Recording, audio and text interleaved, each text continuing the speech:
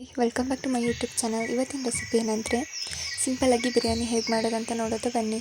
ಒಂದು 6 to 7 spoon oil, 2 table spoon ತುಪ್ಪ ಮತ್ತು ಈರುಳ್ಳಿ ಒಂದು 7-8 ಈರುಳ್ಳಿ ತೊಗೊಳ್ಳಿ. ಎಷ್ಟು ಹಾಕೊಂಡ್ರೂ ಚೆನ್ನಾಗಿರುತ್ತೆ. ಚೆನ್ನಾಗಿ ಫ್ರೈ ಮಾಡ್ಕೋಬೇಕು. ಸ್ಪೈಸಸ್ ಚಕ್ಕೆ, ಲವಂಗ, ಜೀರಿಗೆ, ಕಾಯಿ ಮೊಗ್ಗು ಮತ್ತು ಗೋಡಂಬಿ ಎಲ್ಲ ಹಾಕಿ ಚೆನ್ನಾಗಿ ಫ್ರೈ ಮಾಡ್ಕೋಬೇಕು.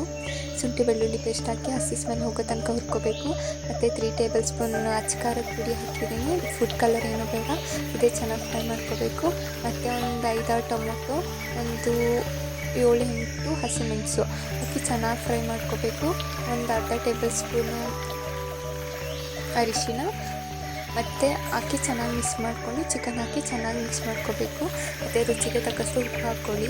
ಚೆನ್ನಾಗಿ ಫ್ರೈ ಮಾಡ್ಕೊಂಡು ಅದು ಆಯಿಲ್ ಬಿಡೋ ತನಕ ನೋಡಿ, ಆ ಥರ ಆಯಿಲ್ ಬಿಡಬೇಕು, ಆ ಥರ ಆಗಬೇಕು. ಮತ್ತು ಬಿರಿಯಾನಿ ಮಸಾಲ ನಿಮ್ಗೆ ಎಷ್ಟು ಬೇಕು ಅಷ್ಟು ಹಾಕ್ಕೊಳ್ಳಿ. ನಾನೊಂದು 3 ಸ್ಪೂನಷ್ಟು ಹಾಕ್ಕೊಂಡಿದ್ದೀನಿ. ಮತ್ತು ಗರಂ ಮಸಾಲ ಒಂದು ಅರ್ಧ ಸ್ಪೂನು, ಧನಿಯಾ ಪುಡಿ ಅಂದರೆ ಖಾರದ ಪುಡಿ ಎಷ್ಟು ಹಾಕ್ಕೊಂಡಿದ್ದೀವಿ ಅದ್ರ ಮೇಲೆ 2 ಟೇಬಲ್ ಸ್ಪೂನ್ ಧನಿಯಾ ಪುಡಿ ಹಾಕ್ಕೊಂಡಿದ್ದೀನಿ. ಮತ್ತು ಕರ್ಡ್ 1 ಕಪ್ ಹಾಕ್ಕೊಳ್ಳಿ. ಹಾಕ್ಕೊಂಡು ಚೆನ್ನಾಗಿ ಮಿಕ್ಸ್ ಮಾಡ್ಕೊಳ್ಳಿ. ನೋಡಿ, ಸ್ವಲ್ಪ ಗ್ರೇವಿ ಆಗಬೇಕು, ಈ ಥರ ಚೆನ್ನಾಗಿ ಮಿಕ್ಸ್ ಮಾಡ್ಕೋಬೇಕು. ಮತ್ತು ಪುದೀನ ಸಾಂಬಾರು ಸೊಪ್ಪು ಹಾಕ್ಕೊಂಡು ಚೆನ್ನಾಗಿ ಮಿಕ್ಸ್ ಮಾಡ್ಕೊಳ್ತಾ ಇದ್ದೀನಿ.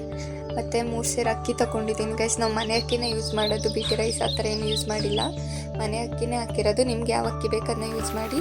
ಮತ್ತು ಅಳತೆ ಪ್ರಮಾಣದಷ್ಟು ನೀರು ಹಾಕ್ಕೊಳ್ಳಿ.